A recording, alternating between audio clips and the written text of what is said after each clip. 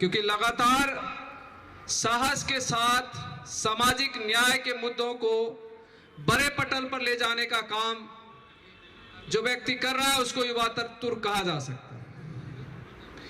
मैं आप सबकी जोरदार तालियों के बीच लक्ष्मण यादव दिल्ली विश्वविद्यालय में प्रोफेसर हैं और लगातार सामाजिक न्याय की पाठशाला के माध्यम से समाज को और देश को जागरूक करने की कोशिश कर रहे हैं। मैं उनको बुलाता हूं और उनसे निवेदन करता हूं कि आप निश्चित रूप से फोकस करके ध्यान से केवल जो निर्धारित मुद्दे हैं उसके ऊपर बात रखें। आपके वक्तव्य से हमारे समाज को जो उसकी चिंताएं हैं और खास करके जनजातीय जनगणना की जो बेसिक जानकारियां हैं वो उन तक पहुंचेंगी। मैं स्वागत करता हूं। आइए लक्ष्मण यादव। बहुत बहुत धन्यवाद डॉक्टर सुधांशु जी। मंच पर बैठे हुए सभी सम्मानित अतिथिगण और इस सभागार में देश भर से तमाम संगठनों से आए हुए आप सभी सम्मानित जनों को मेरी ओर से इनकलाबी सलाम है। जय भीम, जय मंडल, जय संविधान। आज इस आयोजन में शामिल होकर के एक बात तो समझी जा सकती है कि वी द पीपल या पैगाम इस तरह के संगठन जो एक सबसे जरूरी काम आज के वक्त में कर रहे हैं कि तमाम संगठनों को मिलाकर तमाम अलग अलग इलाकों में अलग अलग ढंग से जो लोग काम कर रहे हैं उनको एक मंच पर जुटाया जाए, एक पंडाल के नीचे इकट्ठा किया जाए और वहां से कुछ एक दिशा तय हो कि आगे इस बहुजन समाज के सामने चुनौतियां क्या हैं, उनसे आपको लड़ना कैसे है। और ऐसे मंच पर अक्सर आमंत्रित किया जाना और बोलने के लिए मौका मिलना ये बड़ी बात है, क्योंकि मंच तो बहुत है लेकिन वैचारिकी जहां है असल में बात वहीं से दूर तक जाती है।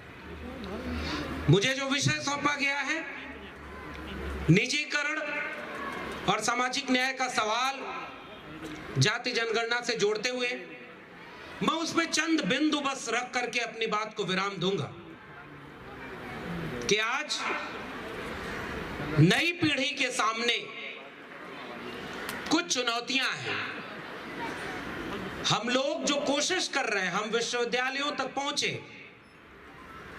विश्वविद्यालयों में पढ़ने और पढ़ाने का मौका मिला, तो इसके पीछे अक्सर ये लगता था कि घर वालों की मेहनत है, उनकी तपस्या है, मगर जब वैचारिकी को समझे, बिरसा, फूले, अंबेडकर, पेरियार को पढ़ा,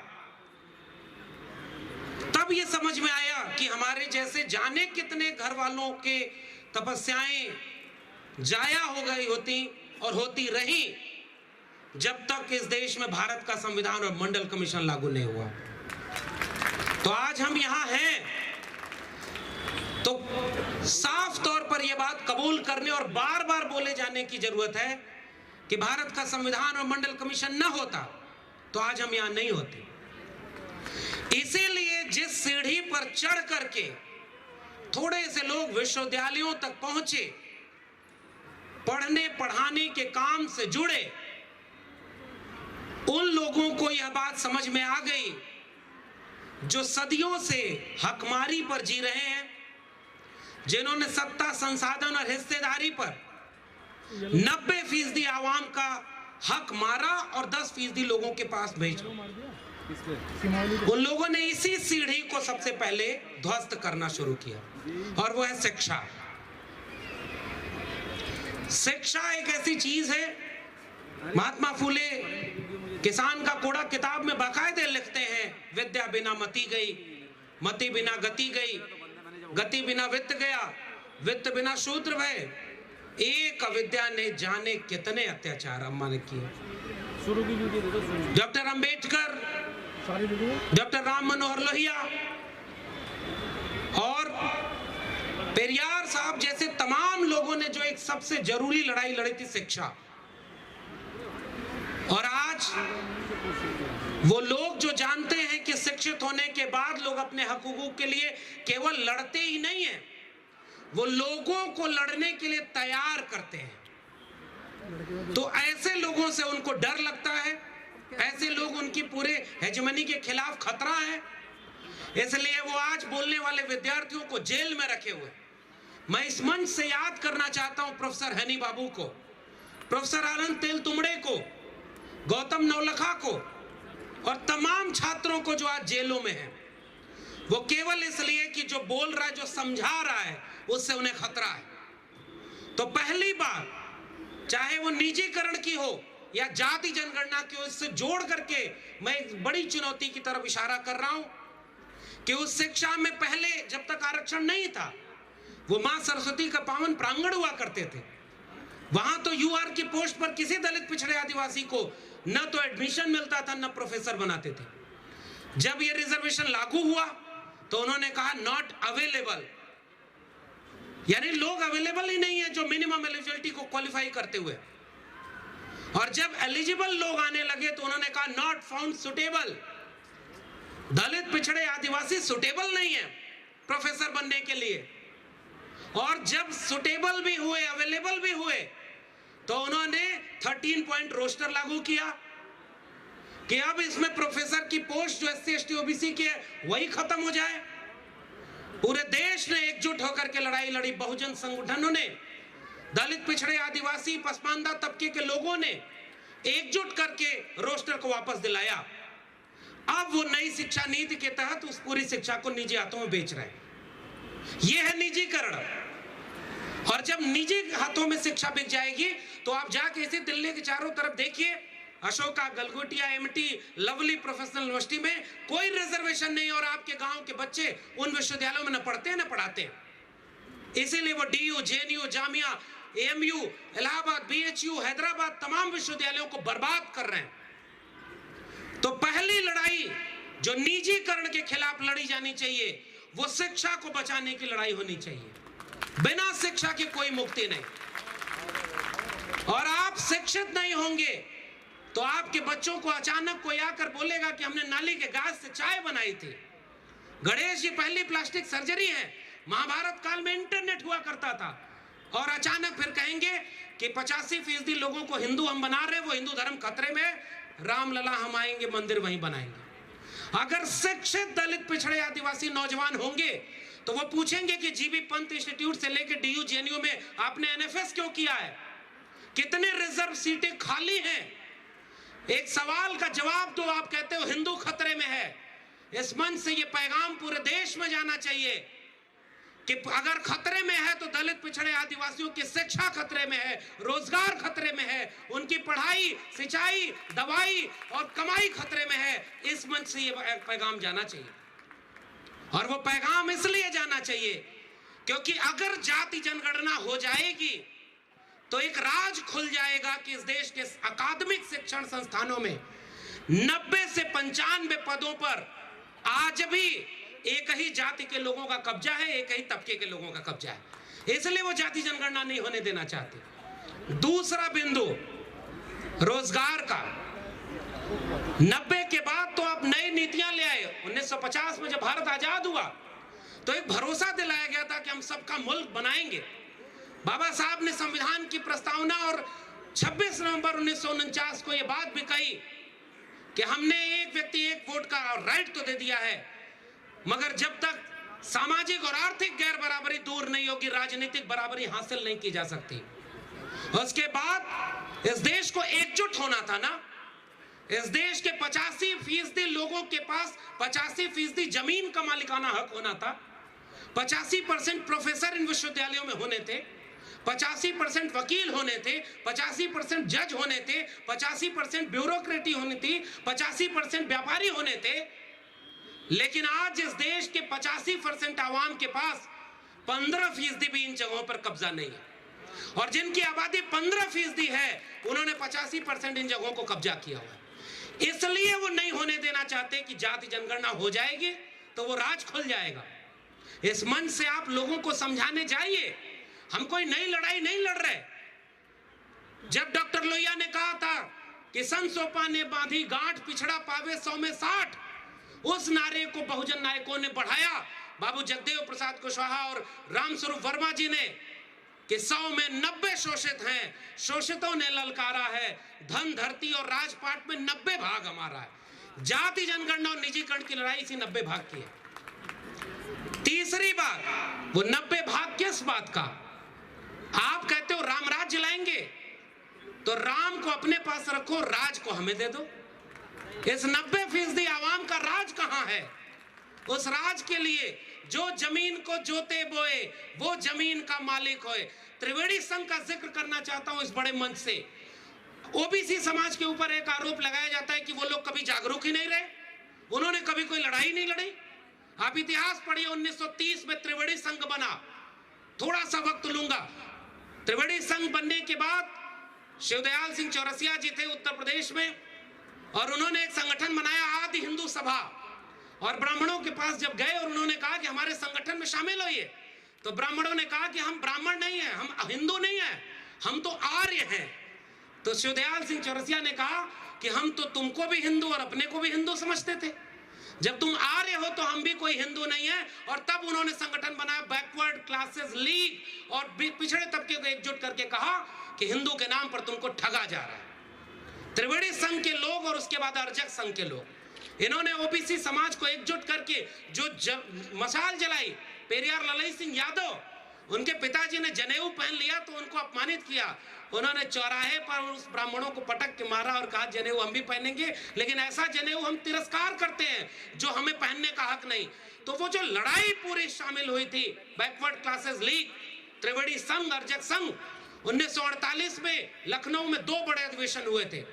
एक की अध्यक्षता डॉक्टर भीमराव अंबेडकर ने किया था और दूसरे की अध्यक्षता पेरियार ईवी रामास्वामी नायकर ने किया था। यह है बहुजन एकता।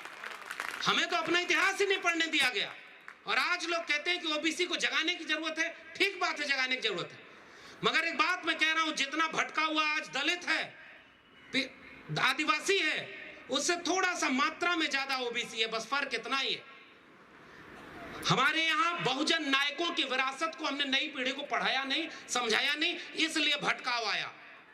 अगर ललई सिंह यादव, चंद्रिका प्रसाद जिज्ञासु, रामस्वरूप वर्मा, जगदेव बाबू के बारे में हम बताते, उनके नारों को बताते कि जिसमें समता की चाह नहीं वह बढ़िया इंसान नहीं, समता बिना समाज नहीं, बिन समाज जनराज नहीं, ब्राह्मणवाद की क्या पहचान, गिटपिट बोले करे न काम, मानववाद की क्या पहचान, ब्राह्मण भंगी एक समान।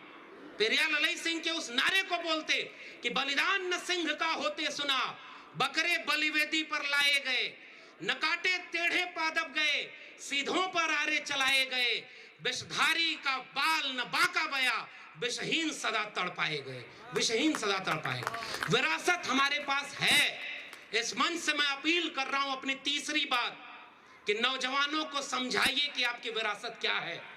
हमने अंबेडकर, फुले, पेरियार को पूजना शुरू कर दिया, जबकि उन्हें पढ़ने की जरूरत थी। अगर हम पढ़ते तो नई पीढ़ी तैयार होती, और उनसे कोई नारा लगाने के आके कहता कि अभी अयोध्या झांकी है, मथुरा काशी बाकी है, तो हमारे नौजवान उसका कॉलर पकड़ के कहते कि शिक्षा, रोजगार, स्वास्थ्य की लड़ाई, जाति जनगणना और निजीकरण की लड़ाई बाकी है।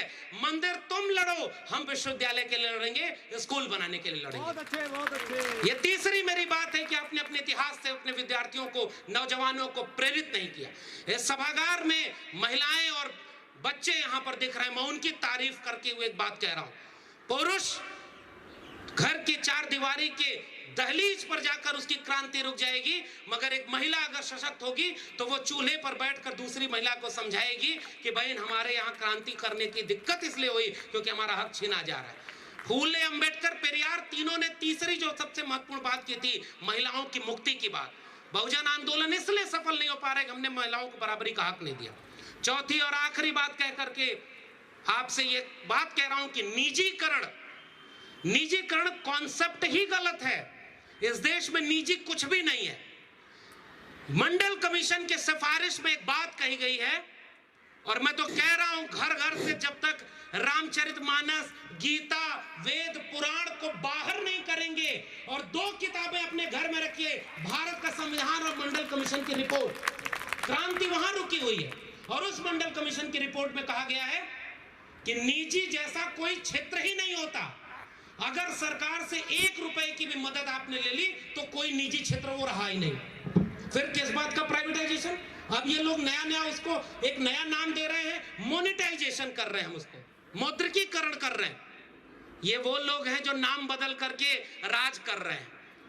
मैं उन लोगों के सामने बस आपसे आखिरी बात कह के जा रहा हूं कि मंडल कमीशन की रिपोर्ट में जो सिफारिश थी, जिस दिन हम वो मांग बुलंदी से उठाने लगे कि जितने भी निजी सेक्टर हैं उसमें बहुजन तबके को 85% आरक्षण दे दो, देखिए निजीकरण न रुक जाए तो कहिएगा।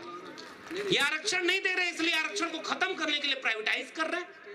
तो अब जो लड़ाई लड़ी जानी है वो मंडल कमीशन की रिपोर्ट की 40 अनुशंसाओं में शामिल थी। वो लड़ाई है इस देश की 85% जमीन पर 85% आवाम का मालिकाना हक हो। इस देश के 85% प्रोफेसर ओबीसी SC ST तबके से बने, पसमानदा तबके से बने। और निजीकरण के खिलाफ अगर आप ये लड़ाई नहीं मजबूत कर पाए तो एक साथ कई चीजें आपके हाथ से छीनी जाएंगी। पहले तो आपका आरक्षण खत्म कर दिया जाएगा। आरक्षण खत्म करने की घोषणा नहीं की जाएगी। जैसे इस समय तानाशाही लागू है इस देश में, हिटलरशाही लागू है, आपातकाल लागू है, लेकिन कोई घोषणा नहीं है। आज उसी तरह से संविधान को खत्म किया जाएगा, लेकिन संविधान बचा रहेगा। तस्वीरों और आईनों में बाबा साहब की मूर्ति पर तस्वीर पर उनको माला चढ़ाएंगे और उसके बाद उनके खिलाफ काम करेंगे। तो मैं केवल ये अपील करके आपसे ये बात कहने आया हूं कि इस तरह के बौद्धिक मंचों को अब गांवों तक ले चलने की जरूरत है। उत्तर प्रदेश के चुनाव में एक बात ये तय होनी है कि 22 में अगर भाजपा नहीं हारी तो 24 में भी नहीं हारेगी। लेकिन मैं आखिरी बात कह के जा रहा हूं, हमारी चुनौती कोई एक पार्टी या कोई नेता नहीं है। हमारी चुनौती वह विचारधारा है जो ऐसे नफरती नेताओं को पैदा करती है, जो उत्तर प्रदेश के मुख्यमंत्री के पद पर बैठ करके कहता है ठोक दो, जो देश के प्रधानमंत्री के पद पर बैठ करके कहता है कि इस देश में कपड़ों से पहचान लो अपराधी कौन है। तो भाइयों बहनों बुजुर्गों, मेरी अपील है कि विचारधारा की लड़ाई को मजबूत करिए। इस समय देश में गांधी बनाम गोडसे की बहस चलाई जा रही है। एक कह रहे गोडसे, एक कह रहे गांधी। मैं पूछता हूं उसमें फूले, अंबेडकर, पेरियार और बिरसा कहां चले गए? कौन सा राष्ट्र बनाओगे बिना बिरसा, फूले, अंबेडकर, पेरियार, अब्दुल कयूम अंसारी, आसिम बिहारी और भगत सिंह के सपनों के भारत का कहां गया वो डिबेट? साजिश की जा रही है कि 2 ही पोल रहे, तीसरा पोल गायब है। इसलिए जाति जनगणना, निजीकरण की पूरी लड़ाई और सामाजिक न्याय की नई पीढ़ी की लड़ाई, आप जाके गांव-गांव में भाषा बदलिए, उनको कहिए कि आपकी लड़ाई है शिक्षा, स्वास्थ्य, रोजगार और जमीन की लड़ाई, अपने आत्मविश्वास, अपने वजूद की लड़ाई है। और जिस हिंदू राष्ट्र में बिरसा, फूले, अंबेडकर, तथागत बुद्ध, कबीर, रैदास नहीं शामिल हैं, न तो वो हिंदू राष्ट्र कभी बना है और न हम उसे कभी बनने देंगे। हमारा राष्ट्र तथागत बुद्ध से शुरू होगा, कबीर, रैदास, बिरसा और तमाम लोगों से होते हुए जगदेव बाबू, रामस्वरूप वर्मा, पेरियार ललई सिंह यादव, चंद्रिका प्रसाद जिज्ञासु, डॉक्टर भीमराव अंबेडकर, डॉक्टर राम मनोहर लोहिया और कांशी राम से होता हुआ एक मुकम्मल मुल्क बनेगा, जिसमें जिसको जिसका हक होगा उसको उतना हक मिलेगा। आप सभी ने मुझे सुना, बहुत बहुत शुक्रिया। जय भीम, जय मंडल, जय संविधान, इनकलाब जिंदाबाद।